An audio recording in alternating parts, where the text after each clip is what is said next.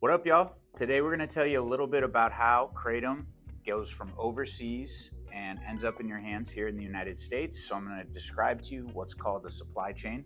Most of the terms and explanations that I'm going to give you today are going to capture probably 80% of the market. There are some other countries that are going to produce Kratom and other places that actually create extracts, but this is how Kratom flows from Indonesia, in this case, to the United States and into your hands. As I mentioned, Indonesia is where probably 80% of Kratom is grown. It is a tropical climate in Southeast Asia. It's a very, very important export crop for them. They've just gone through regulations that basically restrict certain types of Kratom and forms, so it can only be one or two different types, right, leaving the country, just to protect that crop and to protect the consumers on the other end. Once the Kratom is grown, harvested, and processed in Indonesia, it usually leaves the country and goes to one of two places. The first would be the United States. All the Kratom that leaves Indonesia to go to the US has to be treated with gamma radiation. What is gamma radiation? Basically, it is a process to treat the Kratom and protect the consumer from getting anything that is contaminated. That radiation actually destroys any microbial, bacterial, fungal, living organisms that might be in the plant. And as I mentioned, because Indonesia is a tropical climate, they get a lot of rain, which basically means that the crop is going to have a lot of moisture exposed to it, which creates mold, and there's going to be a lot of contamination. So this is just a thing that they do to protect the consumer. So this Kratom right here is gamma treated. Every bit of Kratom that we receive is gamma treated. One of the other destinations that Kratom goes to from Indonesia is India. India is probably the largest pharmaceutical manufacturing country in the world, if not China, but India is a close second. They're the ones that have all of the labs that take Kratom and make it into an extract. Of course, we have a few of those in the United States, but the bulk of it is still done in India. The reason why the Kratom is going to leave Indonesia to India without gamma treating is because that Kratom is going to be exposed to solvents, and those solvents are going to do the job of the gamma radiation. They're going to destroy any microbial, bacterial, whatever living organism was present in that plant's going to be dead after it goes through the extraction process, because those solvents are extremely strong. And if those labs in India are doing a good job, then they're going to have a solventless product at the end of the day. A lot of the alcohols that are used will evaporate with air, so as long as the process gives enough time for these solvents to cook off or to evaporate, you end up with a residual product that's safe for consumption and very strong. From India, India is going to send the finished goods, which is going to be the bulk extract, whether it's in a liquid form or in a powdered form, and most of it's in a powdered form, to the United States or other places where it's going to be packaged into a product. As a prime example here, this gold chewable tablet is basically just extract, a binder, a little bit of sucrose,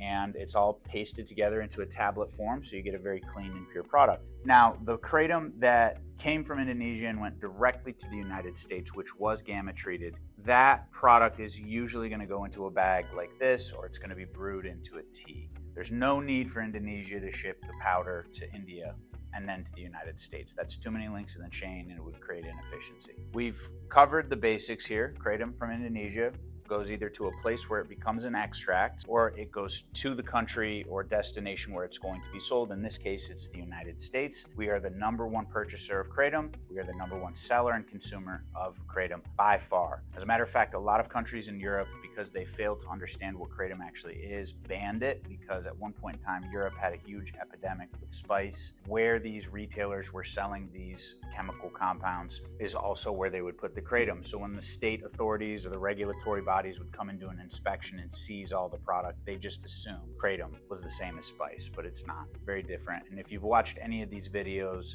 you know the case. You probably watch these videos because you're passionate about Kratom. There are a number of manufacturers like ourselves in the United States who take Kratom products, whether it's an extract or raw form, and we make a finished good out of it. We package it up, we formulate it, and we ship it out. But it doesn't just go directly into the consumer's hands. There's an extremely important supply chain that exists in the United States and in every country that probably 90% of people know nothing about. When you buy a bag of Fritos or a Snickers bar, you don't really think about how it ended up at the store for you to purchase. All across the United States and in every state, there might be anywhere from 10 to 150 different distributors. These distributors sometimes specialize in certain commodities, like, for instance, tobacco. Some distributors exclusively sell cigarettes and cigars and chewing tobacco. Others are more general. They buy a little bit of everything. whether it's beverages, alcoholic beverages, sodas, candy, tobacco, Kratom, etc. There's really going to be three different types of distributors that pick up consumer packaged goods like Kratom or Snickers bars. Number one is a cash and carry. A cash and carry is basically Sam's Club on steroids. When you go to Sam's Club and you're able to buy in bulk for your home, the cash and carry is allowing the smoke shop or the convenience store owners to go and shop in bulk for their stores. So that's how some of these products end up on the shelf. The second type of distributor that exists in the marketplace is called a DSD, or a direct store distributor, which is what we've called them in the industry for a really long time. Basically, all that means is that it's a big warehouse with a ton of product palletized and shelved.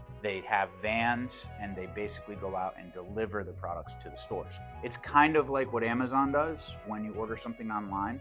It gets shipped to your house, but in this case, instead of a house, it's a smoke shop. Instead of an Amazon van, it's like a big white van with a whole bunch of products in it. When you're driving out on the road and you see trucks that say McLean, Core-Mark, E.B. Brown, H.T. Hackney. These are some of the biggest players in the DSD market. They're multi-billion-dollar organizations, and their number one priority is distribution of consumer goods to places where they're in jeopardy of being purchased by you, the consumer. So those are the two major types of distributors, and then there's a third. Some industries call them diverters, some people call them sharks. There's a lot of slang, but basically this is a big warehouse that buys in bulk, does not sell to smoke shops, only sells to other distributors. And the reason why this business model works is because they're the ones that are putting up all the cash to the manufacturers and saying, I'll buy $5 million worth of your inventory, but you gotta give me the best price. So they operate on 2% margin. They get something for $10, they sell it for $10.20 to another distributor, who then sells it to the retailer, who then sells it to you, the consumer. Remember this, guys, every time you go into a shop to buy a product, you have to recognize how many hands have touched it before that time. And if any of those distributors don't have good inventory management protocol, they're not rotating their stock. So